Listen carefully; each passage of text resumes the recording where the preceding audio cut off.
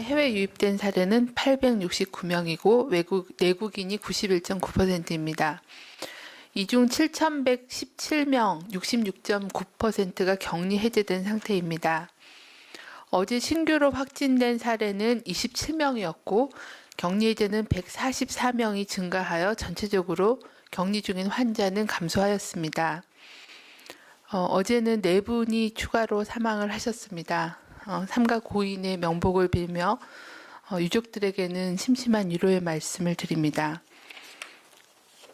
현재까지는 전국적으로 81.8%는 집단 발생과의 연관성을 확인하였고 현재 조사 및 분류 중인 사례는 약 9.8%입니다. 어제는 서울 지역에서 신규로 5명이 보고가 되었고 경기 지역에서는 9명, 그리고 경북 지역에서 가족 간의 집단 발병이 보고가 되어 7명이 추가로 보고가 되었습니다. 검역 단계에서 확인된 확진자는 4명이었습니다. 최근 2주까지의 주요한 전파 경로를 보면 해외 유입 및 해외 유입과 관련된 사례가 전체 발병 사례의 54%였고 병원 및 요양병원 등과 관련된 사례가 30.4%로 두 가지의 감염 경로가 주된 그런 감염 경로로 확인이 되고 있습니다. 어제 신규로 확인된 해외 유입 환자는 5명이었고 유입 국가는 유럽이 2명, 미주가 3명이었습니다. 전체적으로 그 해외 유입 환자가 869명이고 이 중에 내국인은 91.9%, 외국인은 8.1%의 비율을 보여주고 있습니다. 최근에 그 발생하고 있는 지역사회의 집단 발병 사례에 대해서 말씀을 드리겠습니다. 서울 서초구 주재 주점의 리퀴드 소울과 관련해서는 4월 8일 확진자 중 1명이 추가적으로 연관성이 확인되었고 4월 6일 이후에 현재까지 5명이 확진자로 확인이 되었습니다.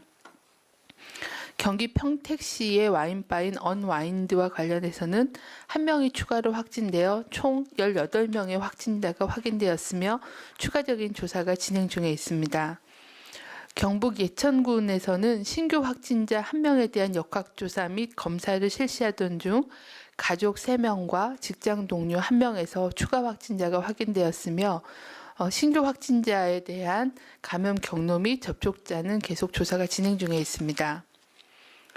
중앙방역대책본부는 현재까지 파악된 격리 해제 이후에 재양성으로 확인된 사례 91명에 대해서 역학적, 임상적 특성에 대한 조사를 진행하고 있습니다. 특히 최근에 보고된 경북 봉화군 소재의 푸른 요양원에서는 확진자 격리 해제 후에 시행한 검사에서 4월 6일 이후 11명이 추가적으로 재양성 판정을 받았습니다. 중앙 및 지자체의 즉각 대응팀이 공동으로 감염력이 있는지 전염력 등을 확인하기 위해서 바이러스 분리 배양 검사, 혈액 항체 검사 등 심층 조사를 진행하고 있습니다. 해외 유입 사례가 지속적으로 발생하고 있습니다. 특히 해외 유입 사례 이후에 가족 간의 전파 사례가 일부 보고가 되고 있는 상황입니다. 이를 예방하기 위해서는 해외 입국자께서는 자가격리 지침을 반드시 준수해 주실 것을 당부드리고 또 자가격리 중에는 가족 간의 전파를 막기 위해 개인 물품을 별도로 사용하고 가족 또는 동거인과의 접촉을 최소화하고 하는 등 그런 자가격리 지침을 반드시 준수하여 주시길 바랍니다. 또한 4월 5일부터는 감염병 예방법에 따른 자가격리 위반 시 처벌 조항이 강화되었습니다. 자가격리 위반 시에는 1년 이하의 징역 또는 1천만 원 이하의 벌금에 처해질 수 있습니다. 이러한 처벌뿐만이 아니라 본인의 건강, 그리고 가족의 건강, 그리고 지역사회 공동체의 안전을 위해서 반드시 자가격리를 지켜주실 것을 거듭 당부를 드립니다. 내일부터는 주말입니다. 주말을 맞이하여 실내에서 일어나는 모든 밀접한 접촉은 다 이렇게 감염의 우려가 있습니다. 그래서 이러한 실내에서의 밀접한 접촉이 일어날 수 있는 활동이나 외출은 최대한 자제해 주시고 강화된 사회적 거리 두기에 협력해 주실 것을 당부드립니다. 특히 4월 12일은 부활절입니다. 부활절을 맞이하여 예배를 연기하거나 온라인 예배 실시 등으로 감염 예방을 위해 적극 참여해 주신 종교계 모든 분들께 감사의 말씀을 드립니다. 부득이하게 현장 예배를 진행할 경우에는 마스크 착용, 발열 여부에 대한 확인, 그리고 참석자 간의 거리 두기 등 감염 예방 수칙을 철저히 지켜주실 것을 당부드립니다. 또한 최근 들어서 유흥시설에서의 코로나19 감염 전파 사례가 확인되고 있습니다. 사람 간의 밀접한 접촉이 일어날 수 있는 환경은 감염 위험성이 높고 특히 젊은 사람들의 감염 노출의 경로가 되고 있습니다. 유흥시설의 이용을 자제해 주시고 각별한 주의를 해 주실 것을 당부를 드립니다. 또한 오늘과 내일 실시되는 사전투표에 참여하시는 분들은 투표소에서 대국민 행동수칙을 준수해 주실 것을 당부드립니다. 어린 자녀들은 가급적 투표소에 동반하지 않는 게 안전하겠고요. 투표소 가기 전에는 꼼꼼하게 손 씻기를 하시고 마스크를 착용하고 투표소를 방문해 주실 것을 당부드립니다. 또한 투표소 입구에서는 발열 체크를 받고 또 손소독제로 꼼꼼하게 소독하고 장갑을 착용하는 것을 협조해 주시길 바랍니다. 또한 투표소 안 밖에서는 다른 선거인과 1m 이상의 거리를 두기를 공고드리고 또 불필요한 대화를 자제해 주실 것을 당부드립니다. 투표를 하러 가서 발열 체크하는 과정에 발열이 확인되신 분들은 임시 기표소에서 별도로 투표를 해주시고 투표 후에는 필요하면 선별 검사를 받아주시기를 당부드립니다. 귀가하시면은 반드시 비누로 30초 이상 손 씻기 등 개인위생 수칙과 사회적 거리 두기를 실천하여 안전하게 투표를 할 수 있도록 적극적인 그런 참여를 부탁을 드립니다. 이상입니다. 네, 지금부터 질의응답 시간 갖도록 하겠습니다.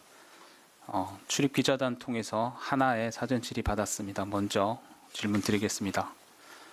오늘 국토부가 역학조사 지원 시스템 관련 브리핑을 한다고 합니다. 방역대책본부에서 시스템을 사용해 역학조사를 하며 성과가 난 부분이 있다면 설명을 부탁드린다라는 내용과 실제 역학조사 사례를 들어주시면 감사하겠다는 질문입니다. 네, 이제 국토부가 지원을 해주셔서 역학조사 지원 시스템을 구축을 하였습니다. 그래서 지난 3월 26일부터 방역대책본부에서는 이 시스템을 사용을 하여 확진자의 동선을 파악하는 데 활용을 하고 있습니다.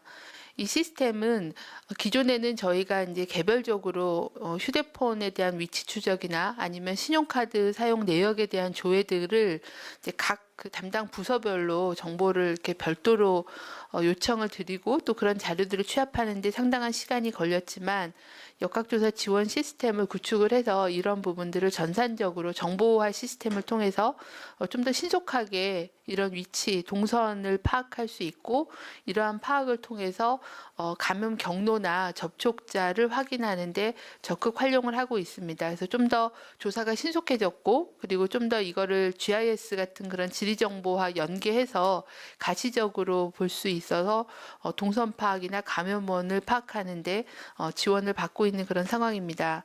현재는 이제 중앙방역대책본부에서 주로 사용하고 있고 또 지자체에서의 요청도 받아서 이러한 그 확진자에 대한 동선 파악하는데 시스템을 사용하고 있다는 말씀을 드리겠습니다. 네, 지금부터는 현장에서 문자로 보내주신 질문에 대해서 답변 드리겠습니다. 즉답이 어려운 수치나 통계 문의는 위기소통팀으로 문의 주시기 바랍니다. 첫 번째 질문입니다. 대전일보 장중식 기자님 질문입니다. 최근 문재인 대통령께서 바이러스 연구사업과 관련해 질병관리본부로 일원화 할 것을 주문했습니다. 보건복지부 지정 면역 백신 기술개발센터를 비롯해 질병관리본부 국립보건연구원 산하 감염병연구센터, 식약처 산하 국가 백신 제품화 기술 지원 사업단은 물론 국내 민간 기업과 대학 등 많은 연구소가 있는 것으로 알고 있습니다. 두 가지 질문 드립니다. 첫 번째는 현재 바이러스 연구기관은 국립과 대학, 민간 기업, 산학형 공동연구 등 대략적으로 얼마나 되는지 궁금하고 두 번째로 국가기관인 질병관리본부로 일원화할 경우 장단점은 무엇인지 또 그와 같은 방안이 추진될 경우 가장 먼저 필요한 사안은 무엇인지 답변 부탁드렸습니다. 네, 그 바이러스 연구소를 질병관리본부로 일원화하는 것은 아직 방침이 결정되지는 않았습니다. 바이러스가 국가의 어떤 감염병 위기를 촉발할 수 있고 이를 좀 적극적으로 위기 대응을 하고 또 백신이나 진단제, 치료제 등의 그런 바이오 산업에 활용하는 그런 목적으로 좀 더 통합적인 그런 바이러스 연구하는 기관들이 필요하다는 필요성은 제기가 되어 있고 이걸 이제 어떤 식으로 구성을 할 건지 구축을 할 건지에 대해서는 정부 내에서 계속 논의가 진행 중인 그런 상황입니다. 저희도 그 바이러스 연구를 강화하는 그런 강화 방안들을 마련을 해서 계속 협의를 진행하고 있는 그런 상황입니다. 바이러스를 연구하는 기관은 모든 대학이나 기업이나 뭐 연구소들이 굉장히 많은 기관들이 연구를 하고 있기 때문에 그걸가 어느 정도 연구 기관과 연구가 있는지는 계량화해서 말씀드리기는 좀 어렵습니다.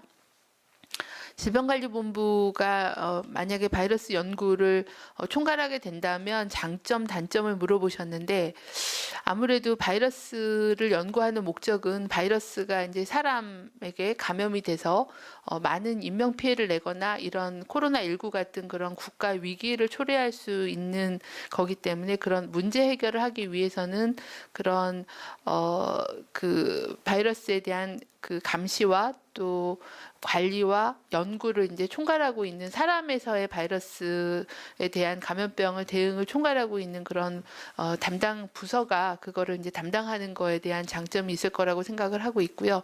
그리고 이미 이제 국립보건연구원에서는 감염병 연구센터를 중심으로 해서 병원체 자원 은행을 구축해서 인체에서 질병을 일으키는 많은 병원체를 자원화해서 그런 자원을 기반으로 한 그런 연구를 수행하는 부분들도 진행하고 있고 또 공공백신 개발 지원 센터를 현재 건립 중에 있어서 그런 그 백신 개발에 필요한 많은 시설과 인력과 뭐 이런 인프라에 대한 걸 또 구축하고 있는 그런 상황입니다. 그리고 많은 그 감염병 관리 전문 병원들과의 연계를 통한 임상 연구 등을 할 수 있는 그런 장점들이 많이 있다고 판단이 돼서 좀 더 바이러스 연구를 강화할 수 있는 그런 방안에 대한 거를 마련을 해서 내부 협의, 정부 내에서 협의를 진행하고 있다는 말씀드리겠습니다.